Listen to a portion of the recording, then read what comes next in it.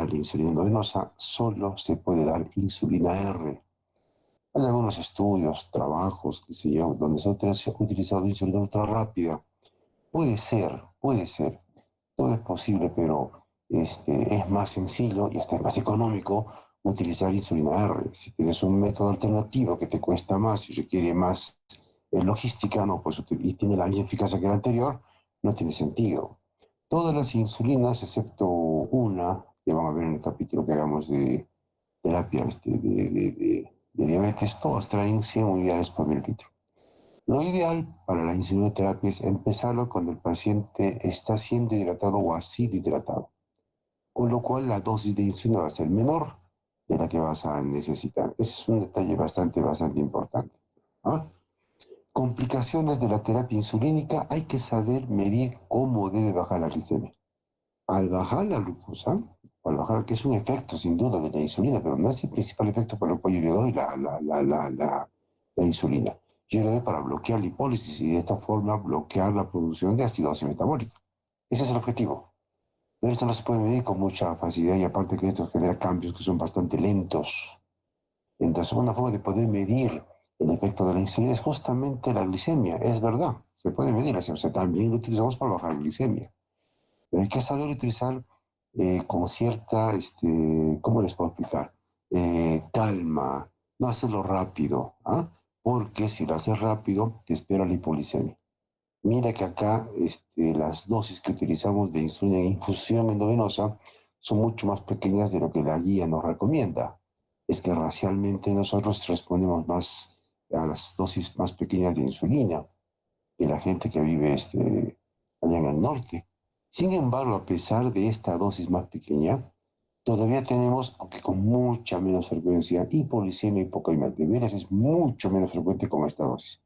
Cuando usábamos esta dosis, la dosis estándar de 0,1 unidades por kilo, sí había hipoglicemia, sí había hipocalemia, pero con esta dosis mucho más pequeña, típico del paciente peruano, estas dosis nos generan menos hipoglicemia, menos hipocalemia con igual eh, reducción de la glicemia, con igual reducción de la acidosis metabólica. ¿Ya? Igual, prácticamente igual. Acá les contaba de la insulina R. Esto hay en cualquier hospital, los tres hospitales lo tienen. Esta es la principal insulina que se utiliza, por ejemplo, en terapia crítica, en UCI, esta insulina. ¿Cómo se prepara la infusión? Acá tienen ustedes la forma de preparar. Se aplica un cc de esta solución, un cc trae 100 unidades y se lo vas a mezclar con 100 cc de cloruro. Entonces, en esta solución tú tienes, o si quieres, con 99 cc de cloruro. Entonces tú acá tienes 100 cc de la solución. Cada cc trae, cada cc trae una unidad. Cada mililitro trae una unidad. Entonces, eso, de esa forma programa la bomba de infusión. ¿Cuál es una buena dosis para empezar la bomba de infusión? Una unidad, o mejor dicho, 1 mililitro por hora. Así se programa la bomba de infusión, por hora. 1 mililitro por hora. Y le estás entregando al paciente una unidad por hora, o sea, 0,05 unidades por kilo. A veces empezamos con menos, pero esta es la dosis con la cual habitualmente empezamos. Con eso empezamos, ojo, es para empezar. No va a ser con lo que vas a continuar. Con lo que vas a continuar depende, no del pH, depende de la glicemia, porque eso es lo que más rápido puede medir. Entonces, cuando das una solución de insulina, debes tener una velocidad de caída de la glicemia. Que lo habitual es que sea así, no más del 10% por hora o no más de 50 miligramos por hora, no más de, porque si vas a una velocidad mayor, el riesgo de meninólisis pontina o de alguna otra complicación porque haya rápido de la osmolaridad aparece. Entonces, no más del 10% por hora, no más de el 50, perdón, 50 miligramos por hora. Si hoy día tengo 500, digamos, son las 7 de la mañana, hasta las 12 del día, ¿cuánto es 500? Pero 5 por 50, 250. Tienes hasta las 12 para poderlo bajar de repente a 250. Es lento. Ojo, esa es la velocidad máxima, la velocidad máxima. Habitualmente le hace bajar 5% por hora o de repente 20 miligramos por hora. Es despacio. Despacio vas a llegar mucho más lento y vas a evitar complicaciones indeseables. ¿Mm? Esta es la forma como se trata. Otro detalle importante en la terapia del paciente con cetoacidosis diabética es cómo hacemos con el potasio. El potasio debe ser el electrolito que más tenemos que vigilar cuando el paciente empieza terapia insulínica. ¿Por qué? Por muchos motivos. Cuando hay hiperglicemia, hay hiperosmolaridad, por lo tanto hay glucosuria, por lo tanto hay poliuria, se pierde potasio. Y el potasio es un ion, un catión principalmente intracelular.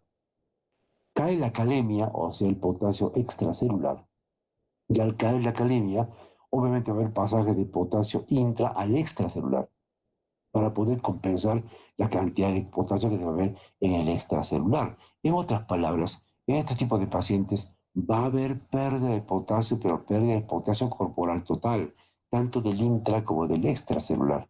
Entonces, ¿qué cosa puedo medir? El potasio extracelular es lo que puedo medir.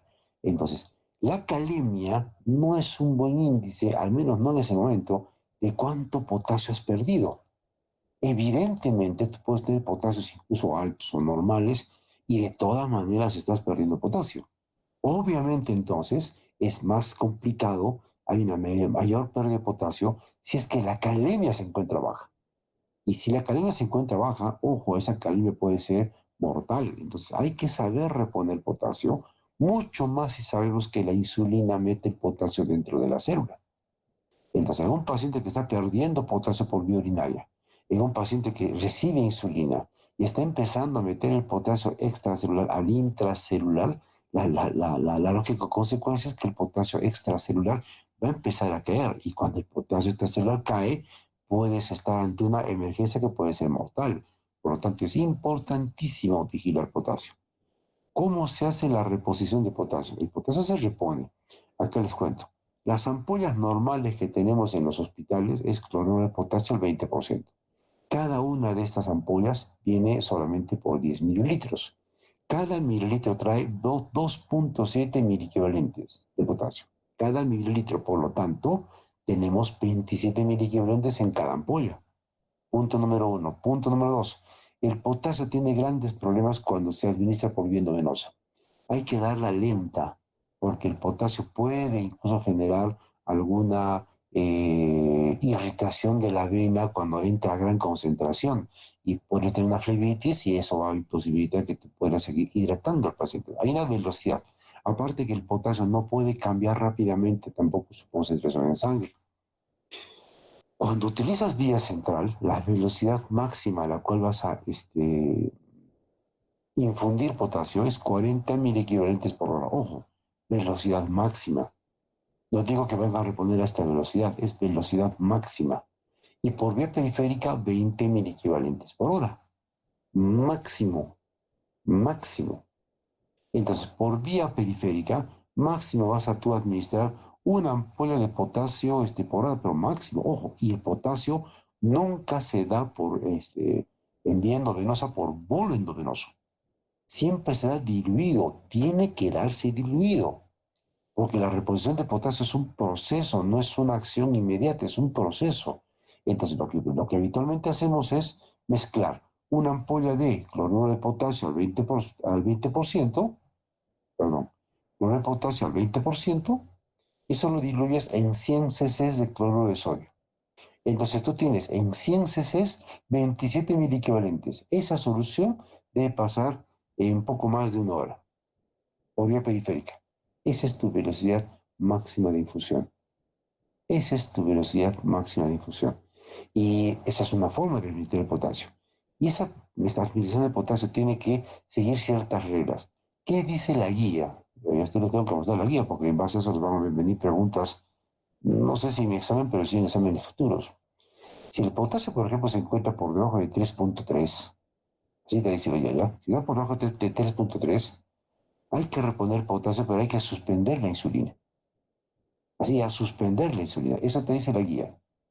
Al mismo tiempo, si el potasio en sangre se encuentra por encima de 5.5, si la hipocalemia es peligrosa, la hipercalemia también. Si el potasio se encuentra por encima de 5.5, entonces hay que suspender la reposición de potasio. Ya. Esto es lo que te dice la guía. ¿Qué es lo que hacemos en el hospital? Y de veras, vemos muchos pacientes que tienen potasio por debajo de 3.3. y le seguimos reponiendo la misma cantidad de potasio y le seguimos reponiendo la misma cantidad de insulina. Lo que hacemos cuando el potasio cae por debajo de 3 es no suspender la insulina, sino es reducir la infusión de insulina.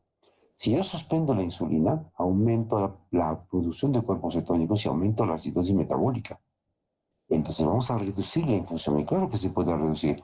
Y pues, fundiéndole al paciente más potasio y reduciendo la dosis de insulina, evitamos que el potasio siga cayendo. Un nivel crítico de potasio en sangre es 2.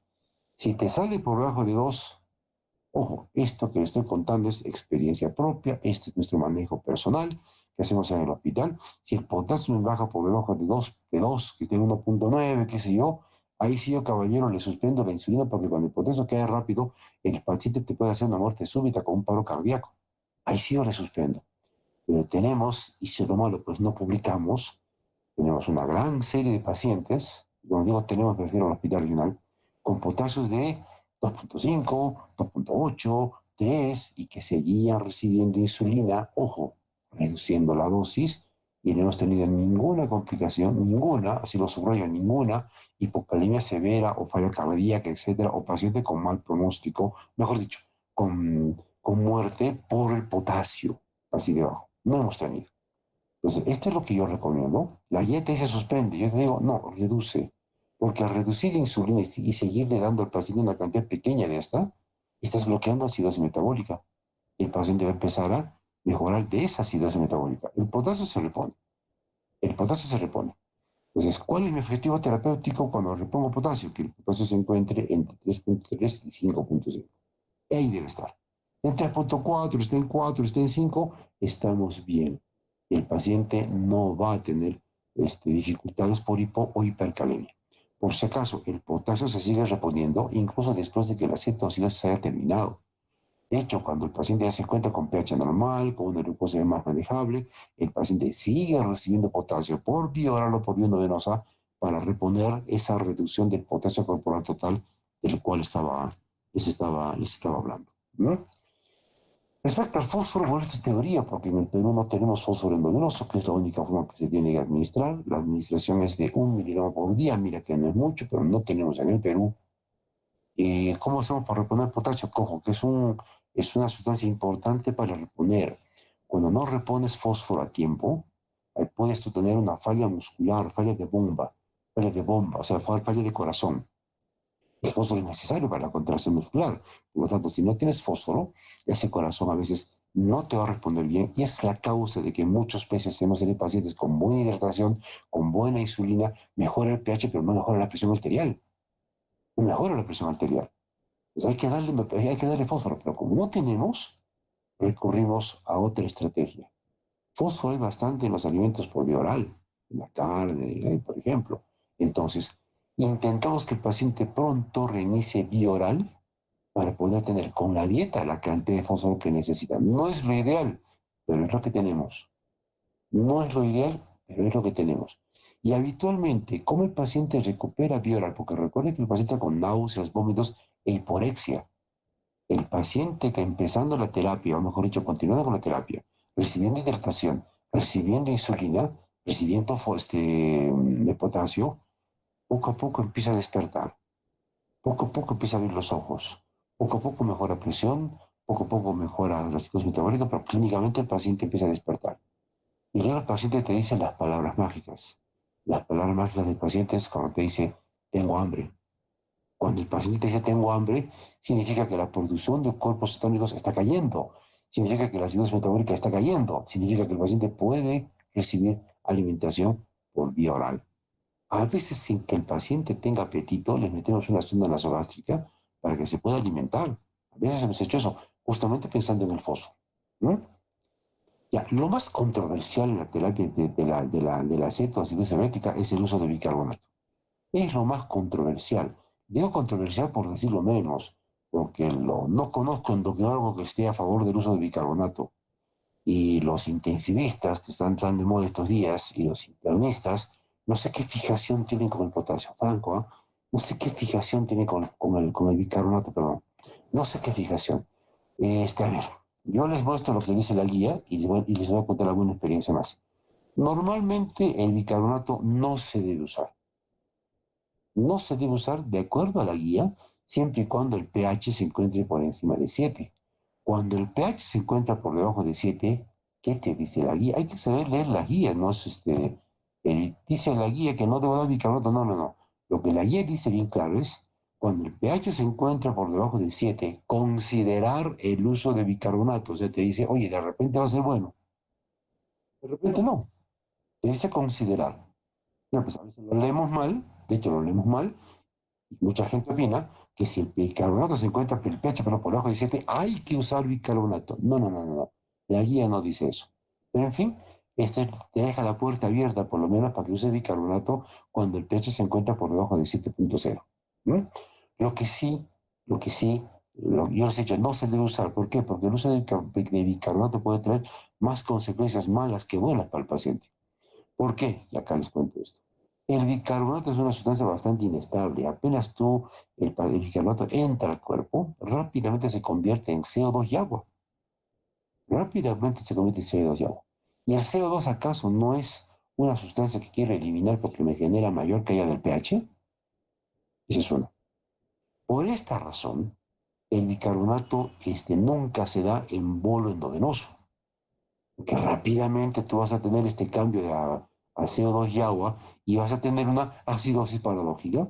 Es decir, yo quiero mejorar el pH, le doy bicarbonato y el pH cae rápido. Al mismo tiempo, si genero esto, cuando infundes grandes cantidades de bicarbonato en forma rápida, puedes generar hipocalemia. Y recuerda que la hipocalemia es una complicación a la cual queremos evitar en la terapia. Pues por estos motivos, si vas a usar, puede ser controversial, como les digo ya, bicarbonato, si el PET50 para 7, cuando veo a algún colega que lo utiliza, y ya casi no tengo mucha, en el hospital no hay mucha, y en todos los hospitales creo, hay mucha fijación con el bicarbonato. Incluso he visto que lo utilizan cuando tienen un pH de 7.1, 7.2, le meten bicarbonato. Ya. No estoy de acuerdo, no estoy de acuerdo. Pero lo que se hace una reverenda idiotez es dar bicarbonato en bolo. Eso es una tontería. No se da en bolo, se da en infusión endovenosa. ¿Qué cosa es bolo? Bolo es agarrar toda la ampolla de bicarbonato y ponerle directo a la vena. Eso es bolo. El bicarbonato se ha diluido y en infusión para que el pasaje de bicarbonato sea constante, de tal forma que evita acidosis paradójica y reduzca el riesgo de hipocalemia. Eso hay que hacer cuando tú utilizas bicarbonato. ¿Ah? Cuando sí hay que dar bicarbonato, yo sí estoy de acuerdo. Si el paciente tiene una buena hidratación, lo has hidratado por encima de la diuresis y está recibiendo una buena cantidad de insulina y tú notas que el pH no sube, a pesar de una buena hidratación, caballero, dale bicarbonato de infusión. Ojo, esto parece moco, parece, pero una recomendación, como les digo, obvia, ¿no?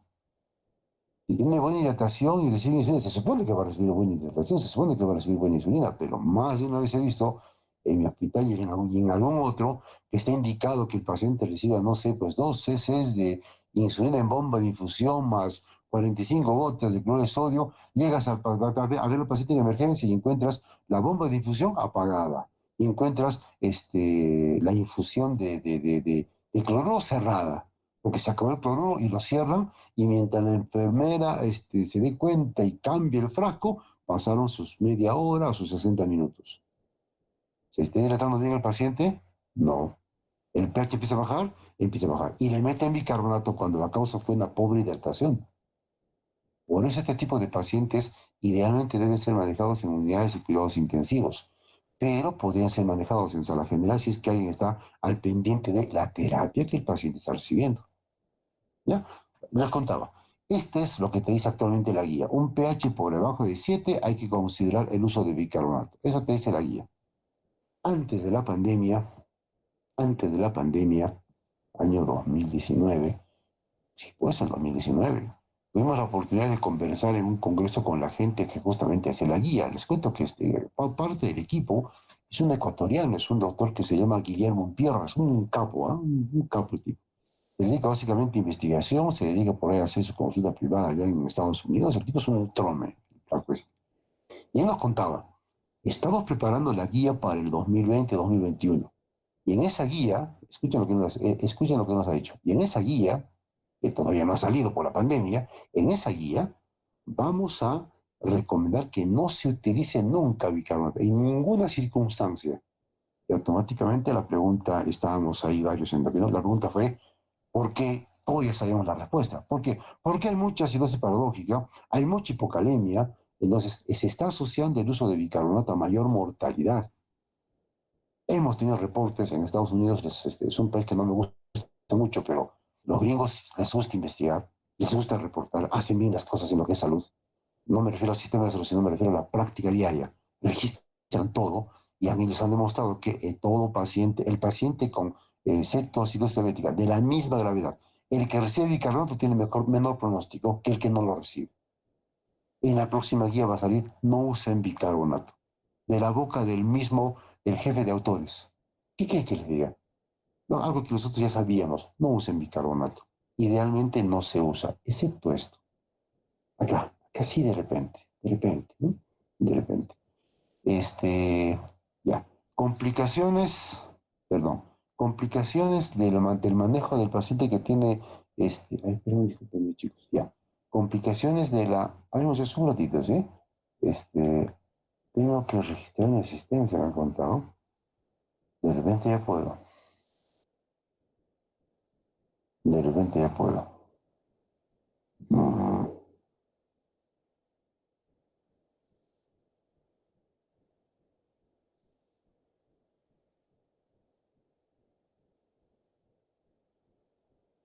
Están ahí, ¿no? Como Sí, ustedes doctor. ven. Oye, Sí, doctor. bueno, Sí, doctor. qué bien, chicos.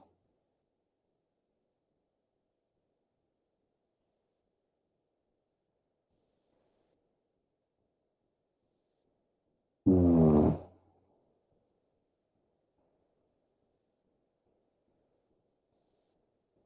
Hace un tiempo que ya nadie me pide, antes ustedes me pedían con mucho ahínco, yo diría,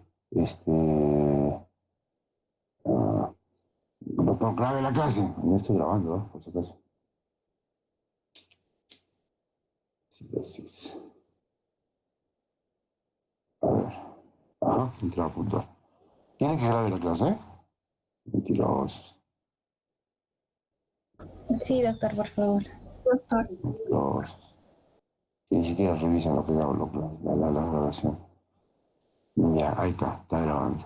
Listo. No todavía no. Vamos a Gracias, ver. doctor. No, perdón. No. Bueno, está iniciando la grabación, dice acá. A veces, ya está grabando. Alguna vez cuando empecé la grabación, se me iba el internet, un desastre eso. Ya. Complicaciones del manejo de la terapia de la cetoacidosis diabética. Hipoglicemia y hipocalemia, en ese orden es lo más delicado que hay que evitar. Edema cerebral. ¿Cuándo ocurre edema cerebral? Sobre todo en pacientes con diabetes tipo 1, niños. Cuando dejas caer la glucosa muy rápido. Esto sobre todo en niños, porque recuerden que el niño tiene el cuerpito más pequeño, entonces la dosis que tú das para adulto para ellos es una bomba y rápidamente puede caer la glicemia. En niños hay que ir despacio. Habitualmente la dosis de insulina en cetoacidosis diabética y en diabetes tipo 1 en general, en niños es mucho menor por kilo de peso que en adultos, es mucho menor habitualmente. ¿Ya?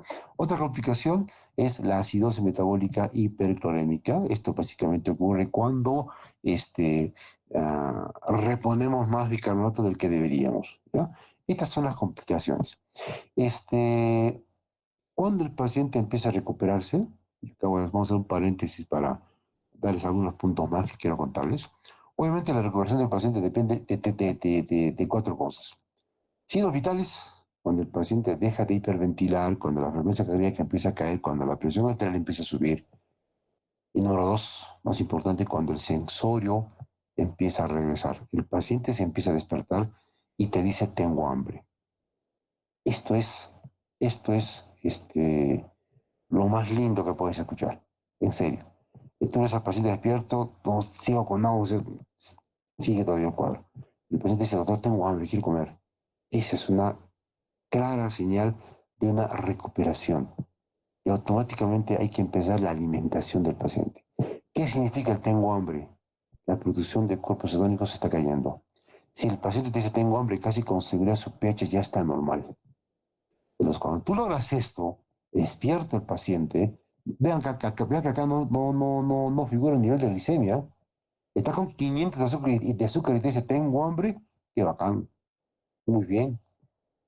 Cuando todo esto ocurre, y sobre todo, cuando todo esto ocurre, y sobre todo cuando hay una buena presión arterial, es el momento en que tú dices, puedo pasar de insulina endovenosa a pasar de insulina subcutánea, a dar bolos subcutáneos, y dejas la bomba de infusión.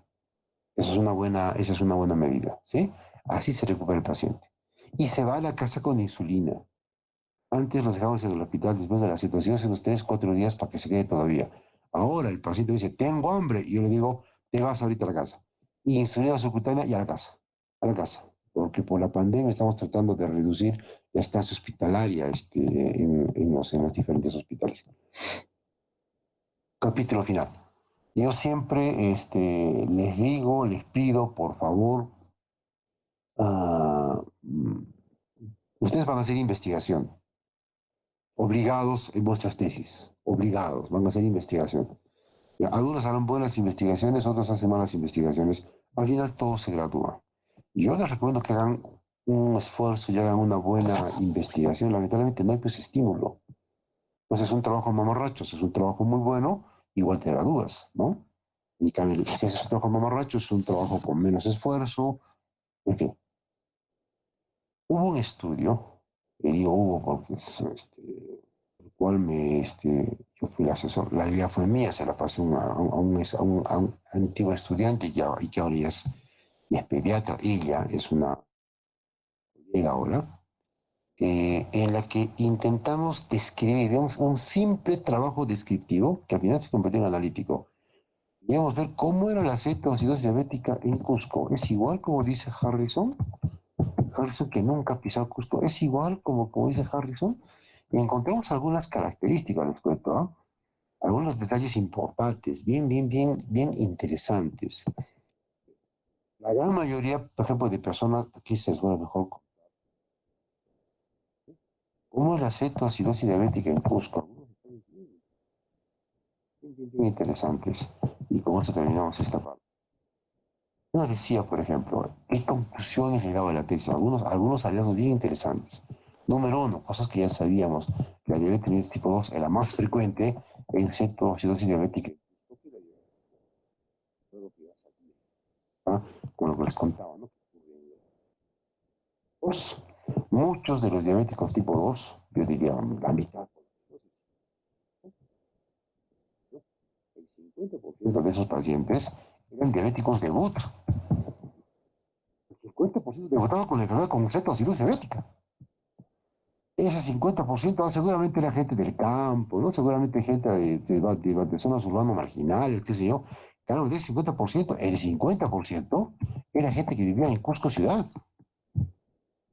En Cusco ciudad. No sé, en Santiago, en San Sebastián, en Huancha, en Cusco distrito, en Cusco ciudad. Mira, son detalles interesantes. O sea, hay gente que está instruida, que tiene nivel de educación superior y que USD policía por y les importa un rábano. Y después cuando se hace procesos de ética, recién se preocupan.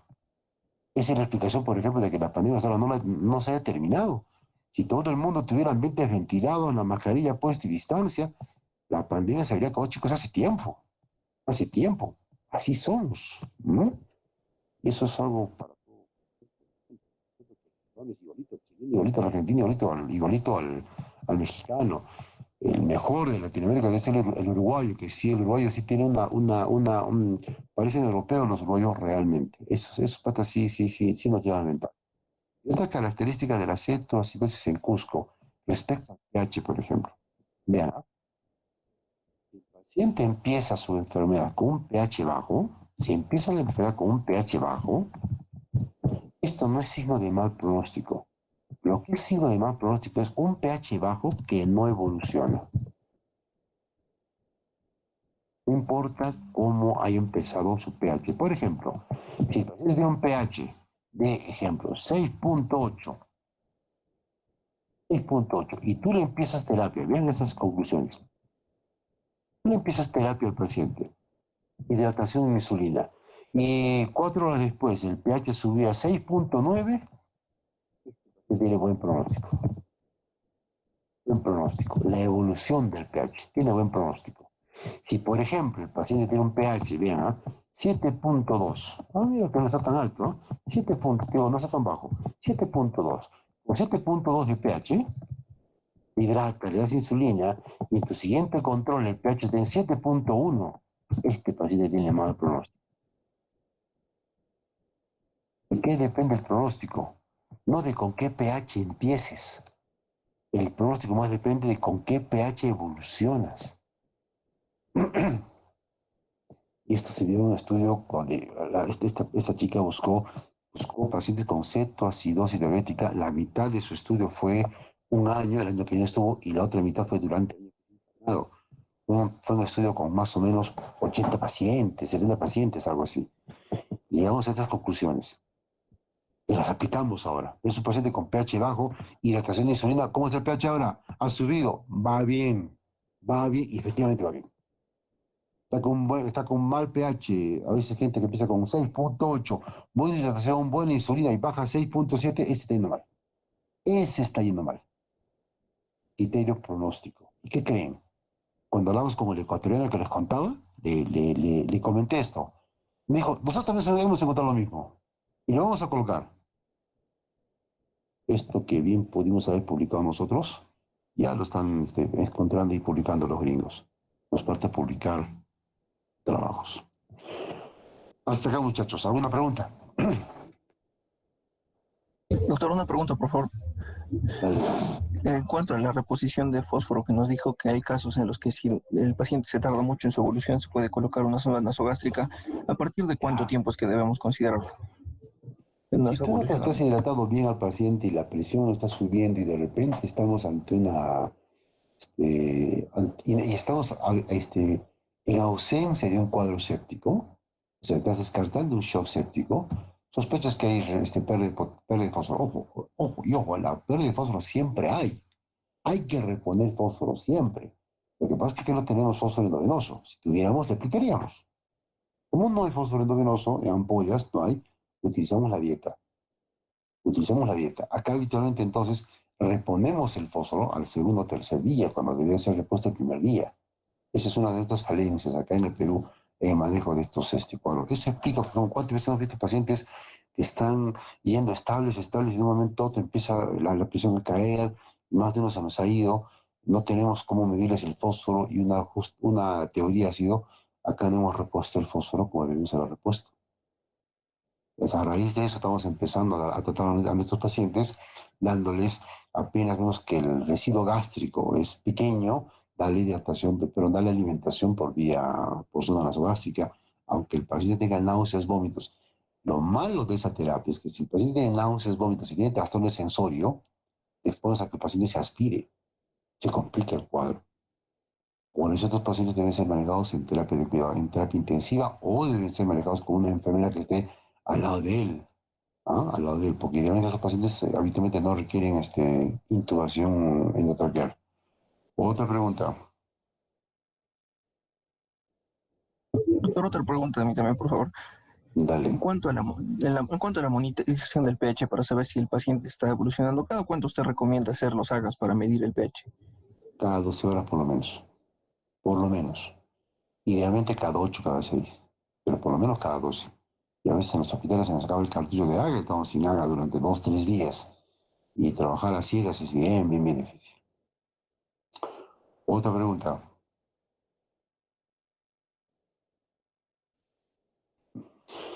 A ver, chicos, el examen va a ser el próximo 23 de marzo. Ya está ya decidido, definido, agendado.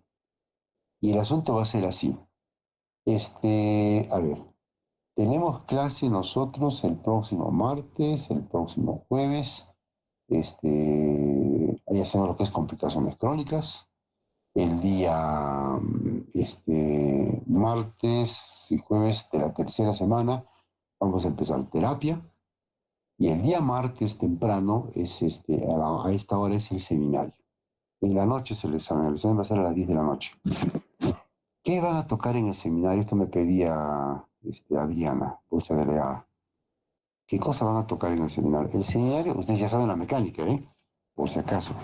Guerra avisada, amanece más temprano. Algo así dice el refrán, ¿no es cierto? ¿Qué trata el tema? El tema se llama diabetes gestacional. El diabetes gestacional son básicamente ciertos puntos que ustedes van a atacar. Número uno, vamos a hablar sobre definición. Definición y diagnóstico. Este es un punto. Otro va a ser prevalencia. Prevalencia. Ojo, cuando hablo de prevalencia, o sea, me refiero a estudios, no me quiero que me traigan estudios de la India, estudios de Boston, estudios de europeos, asiáticos, no, prevalencia peruana. O si quieres, prevalencia latinoamericana. Otro estudio no quiero. No me importan los asiáticos, no me importan los chinos, mucho menos después de la pandemia, no me importan los gringos, me importa el peruano, el latinoamericano de Valencia, estudios de prevalencia, estudios previos que hay en el Perú. Luego vienen complicaciones internas, luego está complicaciones fetales y luego tratamiento. Esto. Incluso en la parte de, bueno, en definición y diagnóstico está cómo hago el diagnóstico. ¿Ah? Esos son los temas que voy a tratar, nada más. Cada tema se expone en, ¿cuánto? 3 minutos. 3 minutos, ya ponle 3 minutos, ¿no? Nada más. O sea, la exposición va a durar 15 minutos. Eso es todo. ¿Alguna pregunta?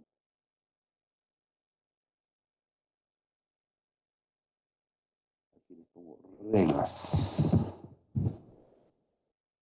Es el día 23 en la mañana. Ustedes tienen hasta el día 22 de marzo para entregarme a mi correo institucional por grupo, la lista de los integrantes del grupo. El grupo pone dentro de los integrantes al vago que nunca hace nada, bueno, allá que se jorobe el grupo. Eso ya es responsable del grupo. Yo no estoy vigilando esas cosas. Eso es responsabilidad del grupo. Yo les recomiendo, si alguien no participa, no lo pongan.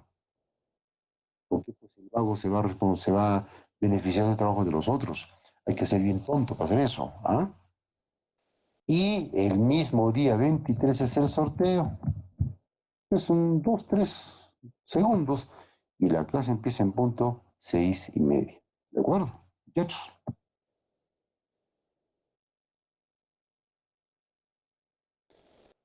No hay preguntas, supongo que están durmiendo.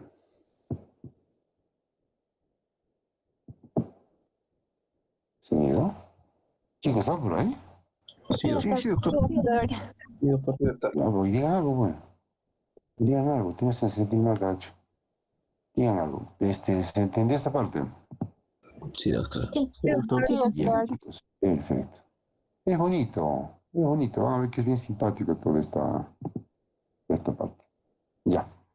Vamos a empezar entonces, sigamos con lo nuestro. Pasamos a esta diapositiva. Estas son las características de las reglas, mejor dicho, de lo que queremos hacer. Perdón. Están viendo una pantalla negra, ¿no es verdad? sí, doctor. Ya. Esto que les estoy mostrando es el famoso, no sé si ustedes lo conocen, papiro de Evers. Cuando se explora la tumba, algunas tumbas egipcias en tierra de Tutankamón, encuentran un papiro egipcio, ¿ya? Que narra un poquito la historia. Los egipcios también tuvieron su Garcilaso de la Vega, pues. También tuvieron su Oman Poma de Yala, sus cronistas, en su idioma, describían las características de la sociedad egipcia. Por eso conocemos pues cómo era el antiguo Egipto. Lo que me gusta en rojo es lo que, de acuerdo a los traductores, hacía mención a una enfermedad. Recuerdan que Egipto de aquella época era un Egipto opulento, un Egipto donde había mucha sobrada comida. Hacía mención a una enfermedad donde la gente obesa súbitamente empezaba a perder de peso y empezaba a orinar. Perdía el peso a través de la orina. Ese a través se dice en egipcio diabetes. Y ahí viene el nombre de la enfermedad. ¿Ya? Diabetes. Si ustedes prueban, no estoy recomendando, yo solo estoy contando, si ustedes prueban la orina de un paciente con diabetes, parece miel. Y ahí viene el nombre, diabetes mellitus. Orina que parece miel.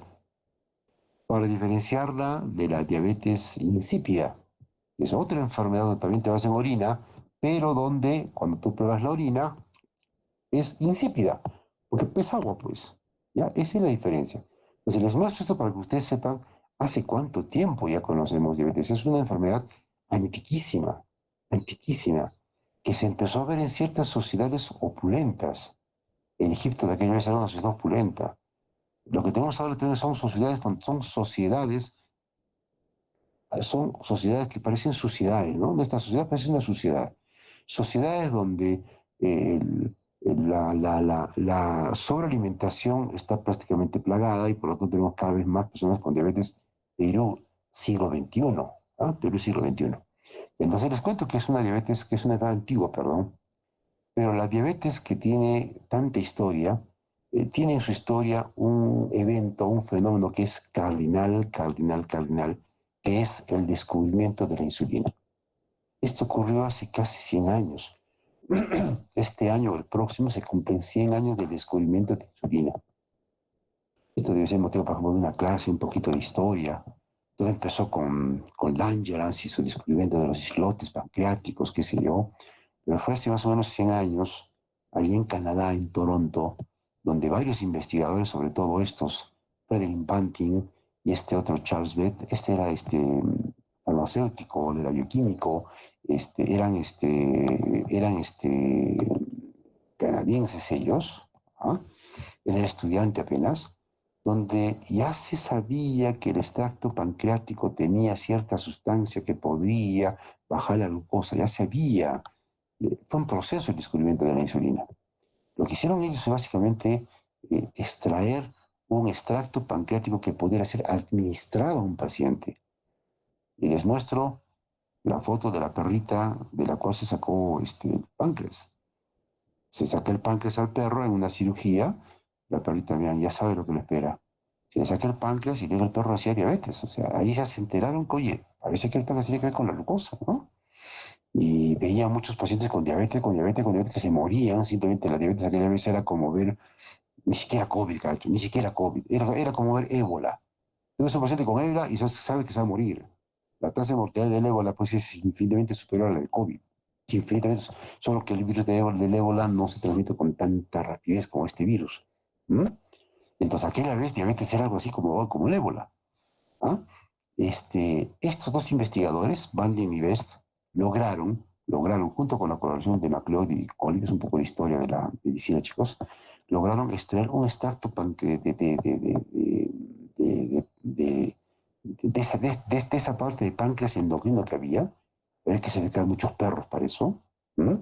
Y lograron un extracto que ante tanto paciente que empezaba a morir, simplemente lo empezaron a aplicar. Aquella vez no había medicina basada en evidencias. Y qué bueno que no haya habido, porque aquella vez yo ya me imagino todo el mundo académico pidiendo, ¿dónde está la evidencia? Porque todos me dicen, primero la investigación. Ellos pues, se asustaron en eso felizmente, porque así salvaron muchas vidas. Edward Thompson, así eran los chiquitos aquella vez con diabetes, ¿ya? Vean todos desnutridos. ¿Saben cuál era la terapia en diabetes mellitus aquella vez? Era simplemente no darle alimento al paciente. Era la terapia del ayuno. Descubrieron que al no darle comida, la glucosa no subía. Qué bacán. Entonces, los chicos agonizaban un poquito más de tiempo. Al final siempre morían. Al final siempre morían. A este chico le dieron insulina, esos extractos impuros, con todos los problemas de la tecnología de aquella vez. Este mismo niño, aquí lo tienes, 1 año, 6 meses después. El mismo niño. ¿Qué tal cambio, no? Este lo vamos a quitar. A ver. Aquí está el cambio, ¿no? Vean. Es el mismo paciente. Fue de los primeros a empezar a recibir. Cuando se pasaron la voz aquella vez, hay reportes sobre eso. Pasaron la voz en diferentes hospitales. Hoy están ahí, han encontrado medicamento para diabetes, que no sé qué. Y mucha gente empezó a viajar pronto, que era donde estaban administrando este extracto de insulina, y pronto la demanda empezó a sobrepasar la oferta. Lo que pasa ahora con las vacunas. Hay mucha demanda y poca oferta. Había muchos pacientes haciendo cola para tratar de recibir ese extracto, que era de lo más impuro, era de, con la tecnología de aquella vez, que otros viriones o gérmenes estarían entrando, pero la gente empezó a salvar vidas. Este tipo, Edward Thompson, llegó a pelear por su país en la Segunda Guerra Mundial y murió mucho tiempo después, murió casi llegando a los 50 años. ¿No? Esto es lo que genera la insulina. ¿Qué significa? ¿Qué significa? Significa lo siguiente. El descubrimiento de la insulina nos permitió que los pacientes con diabetes dejaran de morir por la cetoacidosis diabética y empezaron a sobrevivir a la cetoacidosis diabética. Entonces los diabéticos empezaron a vivir más tiempo. Y al tener más tiempo con la enfermedad, acá por ejemplo este muchacho acá que ustedes lo ven todo recuperado, ha ganado peso, estaba con su glucosa en 200. Aquella vez todavía no había mucha noción de cuánto era la glucosa normal. Estaba en 200, 250, pero ya no hacía cetoacidosis. Se estaba recién descubriendo ese nuevo medicamento, cómo era la administración, dónde había que administrar, con qué frecuencia había que administrar. Recién estaba en total, en una investigación en pañales, ¿no? En pañales. Y así en pañales empezaron a salvarse muchas vidas, muchas vidas. El diabético entonces empezó a vivir más tiempo. Y al vivir más tiempo, se está exponiendo más tiempo a tener las complicaciones crónicas de la enfermedad. La diabetes, la insulina permitió que los pacientes con diabetes vivieran más tiempo. Y al vivir más tiempo, recién nos enteramos, oye, que esta enfermedad no solo te mata por cetoacidosis, también puede generar complicaciones crónicas. La complicación crónica, como dice su nombre, requiere tiempo. La diabetes mellitus tiene dos tipos de complicaciones, agudas y crónicas. Las agudas, ya hemos hablado de cetoacidosis, de estado hiperamolar, la hipoglicemia que tiene que ver con la terapia, y la acidosis láctica que es más una masturbación colectiva que una complicación de verdad. Esto es rarísimo, es rarísimo. Lo pongo ahí para que lo conozcan, pero no porque sea importante. De ninguna manera va a ser igual de importante que una hipoglicemia o con una situación diabética. No he visto un solo caso de acidosis láctica en mis años que tengo en el hospital, ni cuando fui residente, en todos mis años de endocrinólogo, no he visto un solo caso, ni un solo reporte de caso peruano ni latinoamericano. ¿Cómo se los digo todo? Las complicaciones crónicas son de dos tipos. Las macroangiopáticas que agarran vasos grandes y las microangiopáticas que agarran vasos muy chiquititos. Las macroangiopáticas clásica, el infarto de miocardio, el desorden cerebrovascular, la insuficiencia vascular periférica, estas complicaciones macroangiopáticas, como ustedes ya están sabiendo, no solo tienen a la diabetes como causa, también pueden ser causados por hipertensión, dislipidemia, tabaquismo, ¿recuerdan? En las complicaciones macroangiopáticas, la hiperglicemia no tiene mayor rol patogénico. La hiperglicemia basal me refiero, pero sí la hiperglicemia postprandial. Pero sí la hiperglicemia postprandial. La glicemia, entonces, es un factor importante, claro que sí, pero es uno más de los factores. Es uno más de los factores. De hecho, tenemos pacientes que hacen infarto antes de hacer diabetes. De hecho, hay pacientes que hacen infarto sin hacer diabetes. Casi siempre en ellos hay hipertensión, dislipidemia, resistencia a la insulina, o sea, enfermedades relacionadas a la diabetes. Y están las complicaciones microangiopáticas, donde están las clásicas retinopatía, nefropatía, neuropatía diabética. En estas tres complicaciones crónicas, recuerden, son complicaciones crónicas microangiopáticas. ¿Cuál es la principal característica? Que estas complicaciones aparecen y se agravan por hiperglicemia, pero principalmente por la duración de la hiperglicemia. Mientras más dura la hiperglicemia, más probabilidad de que estas complicaciones se presenten. Si tú tienes tu glucosa de 500 hoy día, o pacientes con COVID que están ahorita haciendo glucosa de 500, 300, salen del COVID, han estado un mes hospitalizados, se van a la casa y están con una glucosa normal, ese paciente no tiene complicación crónica de ninguna manera. Pero si tú tienes una glucosa de 140, 180, 200, qué sé yo, y la mantienes así durante algunos años, o sí vas a tener complicaciones crónicas. Eso tiene que ver mucho con esto, y a ver si es una lámina un poquito interactiva, mejor dicho, una lámina que tiene una animación. Para terminar, quiero que vean esta lámina.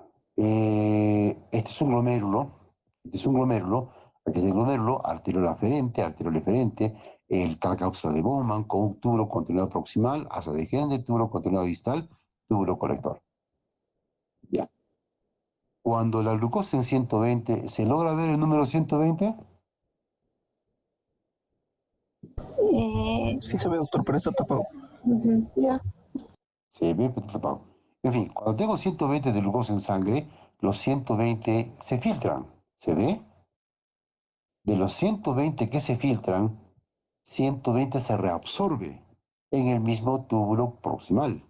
¿Cuánto queda para la micción? No queda nada. Ejemplo 1. Ejemplo 2. Yo tengo 180 de glucosa. ¿Cuánto se filtra? 180. ¿Cuánto se reabsorbe? 180. ¿Cuánto me queda para diuresis? Nada. Pero si yo tengo 200 de glucosa, ¿cuánto se filtra? 200. ¿Cuánto se reabsorbe? 180 es la tasa máxima de reabsorción renal de glucosa. Así hay una diferencia. Y esa diferencia se traduce en que vas a tener glucosuria, 20. Y la glucosa jala agua. Si tú tienes glucosuria, tienes poliuria. En conclusión, los síntomas típicos de diabetes: polidipsia, poliuria, por ahí polifagia, pérdida de peso, visión borrosa, prurito genital, etcétera, etcétera, debilidad, hipersomnia, etcétera, etcétera, son síntomas que habitualmente aparecen, sobre todo polidipsia, poliuria, cuando la glucosa se encuentra por encima de 200. No aparecen antes, no aparecen antes. ¿Queda claro? No aparecen antes. Entonces, ¿por qué hacemos diagnóstico de diabetes con 126? ¿Por qué hacemos diagnóstico de diabetes con 126? Ahí viene la pregunta. Es que se ha demostrado que con glucosas incluso menores de 126 aparece este primer cambio, que se llama engrosamiento de la membrana basal vascular. Este engrosamiento de la membrana basal vascular es el primer cambio anatomopatológico de microangiopatía diabética. Y este cambio aparece con glucosa de 120, aunque hay estudios que dicen que también aparece con glucosa de 110 o 100. Este engrosamiento de la membrana basal, por ejemplo, se ve ya en los vasos placentarios, en aquellas mujeres con diabetes gestacional. O sea, en apenas 9 meses de repente ya hay este engrosamiento de la membrana basal, sobre todo en vasos que salen en formación. ¿Se entiende entonces por qué hay que hacer diagnóstico de diabetes con una glucosa de 126 y no con 200? No espero los síntomas, espero la enfermedad antes que esto se presente. Hace 100 años esto no se conocía. No se sabía que había retinopatía o nefropatía, no se sabía. Eso se descubre después cuando los diabéticos empiezan a vivir más tiempo. ¿No? Ya chicos, hasta acá. ¿Alguna pregunta?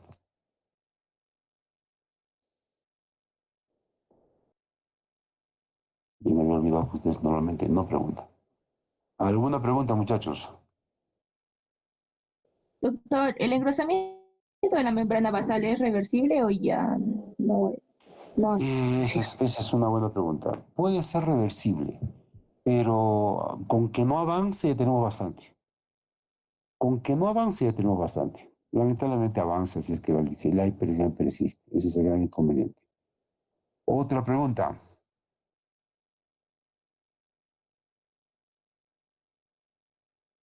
Bueno, chicos, ya que no hay preguntas, los dejo porque tengo que ver con el grupo de rotación. Nos vemos a las 10. El examen es el 23. ¿Ya? Ya, muchachos, quedamos en eso. Que tengan un buen fin de semana. Cuídense que la pandemia sigue. Me enteré que hay 2 colegas más de Lorena que han caído. Cuídense, chicos, cuiden a vuestros papás, a vuestros abuelitos. Gracias, Hasta el doctor. martes, chicos, hasta las 10 de la mañana con el grupo. Ya, muchachos. Gracias, doctor. Buenos días. Ya, chicos, chao. Gracias, doctor. Gracias, doctor.